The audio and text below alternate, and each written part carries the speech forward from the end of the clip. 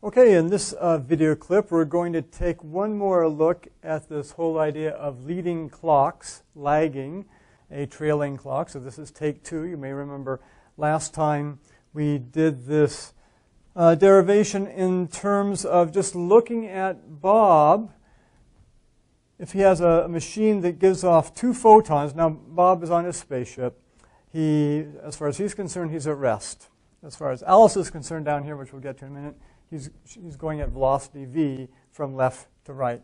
So on Bob's spaceship, he has a little device that emits 2 photons or light waves, and one goes toward his front clock and one goes toward the back clock. Or we'll say, to Alice's perspective, as Bob moves this way, this is the leading clock, and this would be the trailing clock or the front clock or the rear clock, however you want to specify them. And from Bob's perspective, remember, both of these light waves are going to hit his clocks at the same time, assuming that the device is right in the exact center of his spaceship. His spaceship has length L as far as he's concerned. And therefore, when the light beams hit each clock, they trigger a flash photo, take the picture, and therefore he sees both clocks as having the same time. Alice, however, remember, as Bob goes by here, the key fact is that she certainly sees the light beams go off in each direction, but because the speed of light is constant in all frames of reference, it means that she sees this light beam traveling at the speed of light c, and she sees this one traveling at the speed of light c, but Bob's leading clock is moving away from that light beam, and his trailing clock is moving toward that light beam. And therefore, it takes longer for the light beam going toward the leading clock to reach that and trigger the flash photo versus the one going backwards to the rear clock and triggering that flash photo. So on Bob's clocks, when the flash photos are triggered, both of them show, both these photos, one here and one here, show his clocks having the identical time. But in Alice's clocks down here, again, remember the lattice of clocks that we always have to imagine in any frame. Bob also would have a whole lattice of clocks, but we only need 2 for this case. So imagine Alice's lattice of clocks all synchronized in her frame, just as Bob's clocks are synchronized in his frame. And we can see just qualitatively, and we argued this a while back, that again, as far as Alice is concerned, even though Bob's 2 clocks, the photos indicate the flashes hit at the same time, as far as she's concerned, they aren't synchronized because she sees this flash occur after that one. And so to Alice's perspective, she sees this flash occur, records the time there, and she can compare it to her clock here. They'll take the same flash photo of both clocks at that instant in space and time. And then a little while after that, she would see the light beam hit Bob's front clock, the leading clock, and she'd record a time for that as well. So that this clock, to Alice's perspective, is ahead of this clock, or this clock lags this clock, because Alice, as far as she's concerned, her clocks are synchronized. It's Bob who has a problem with the synchronization of his clocks. And so we capture that idea in the phrase leading clocks lag, that this clock on the leading edge of Bob's spaceship lags behind this clock as far as Alice's observations are concerned.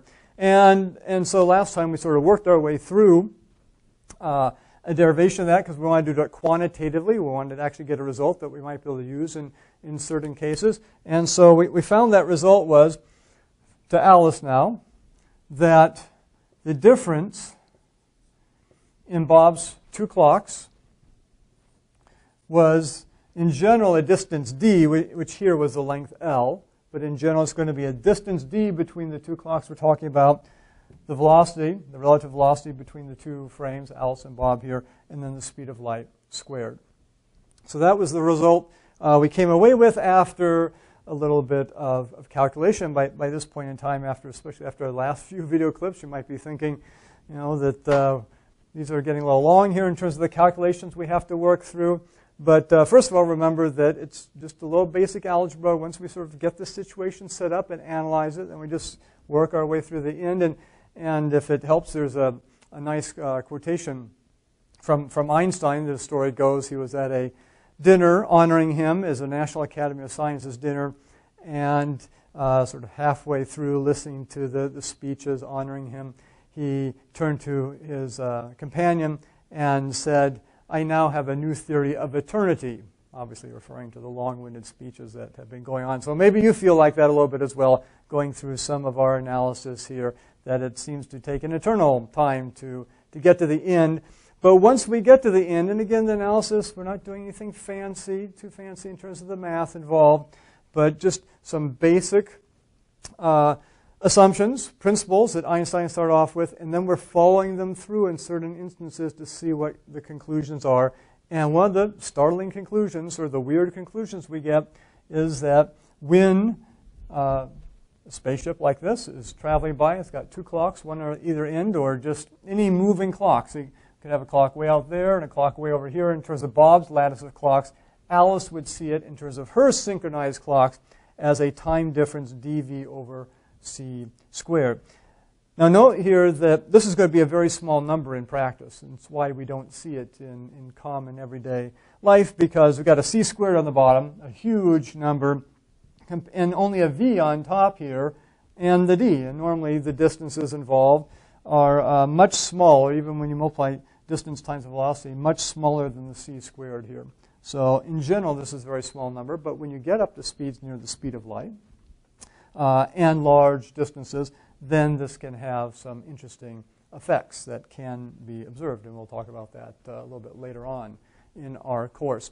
What we want to do now, though, in terms of take two, is use our Lorentz transformation to get this result much more quickly than we did before. As an example of the power of the Lorentz transformation, remember where we got it from. We used the invariance of the interval, and time dilation came in along the way, and so on and so forth. But once we get to the end of it, based on those basic principles, then we have this tool we can apply in situations like this. So we don't always have to go back to sort of first principles and basic situations to get an answer that we might want. So let's see if we can apply the Lorentz transformation to this situation and get our dv over c squared result, or lv if we're using the length L for the spaceship here.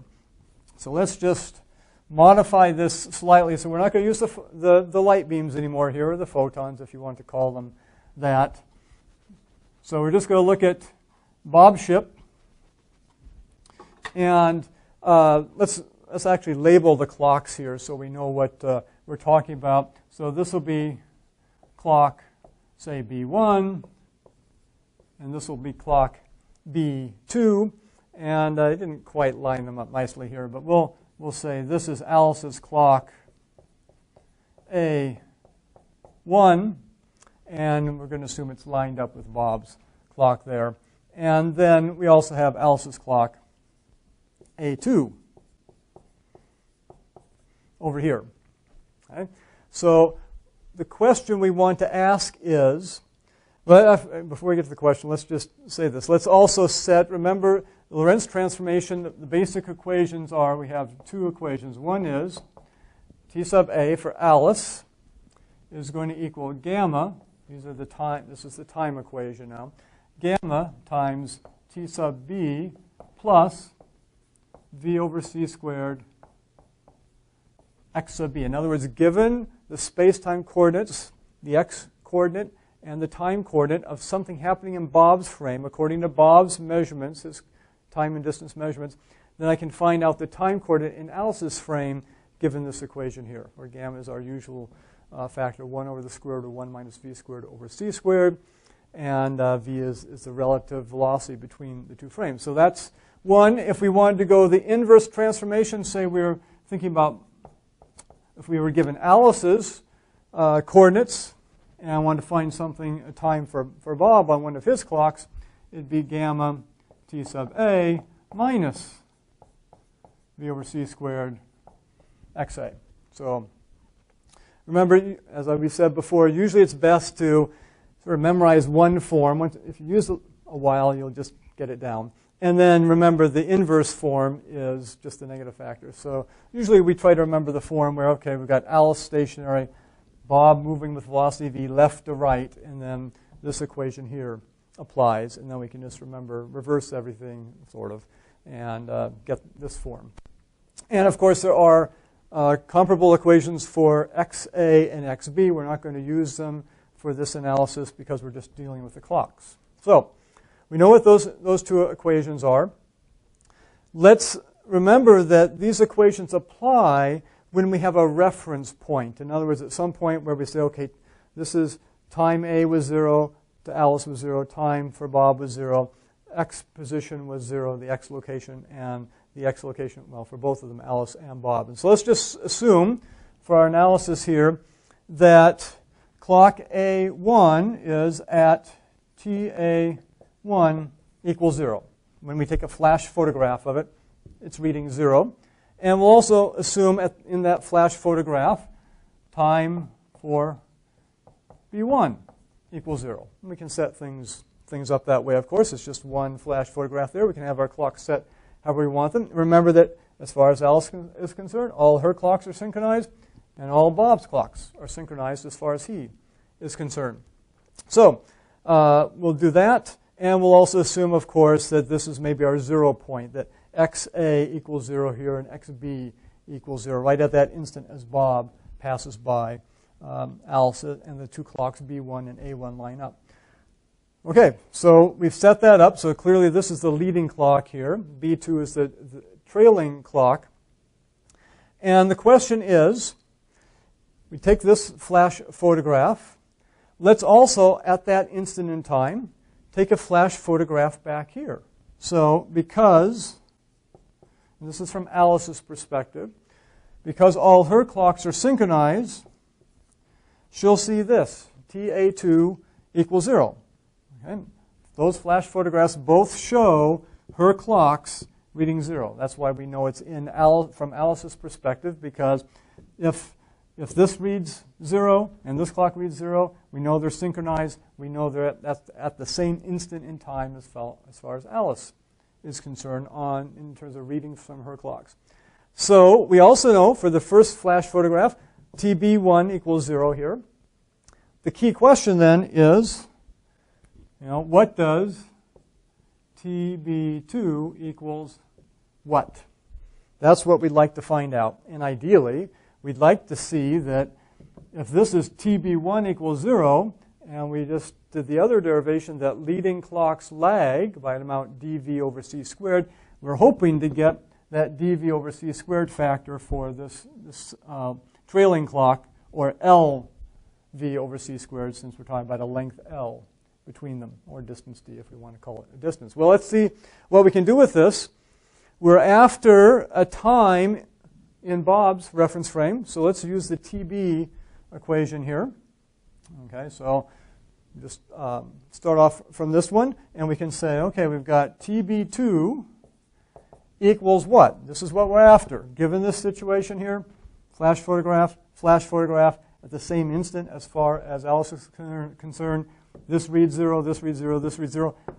What does this clock here read? The Lorentz transformation will give it to us. So we've got TB2 equals gamma TA2 minus V over c squared x A2.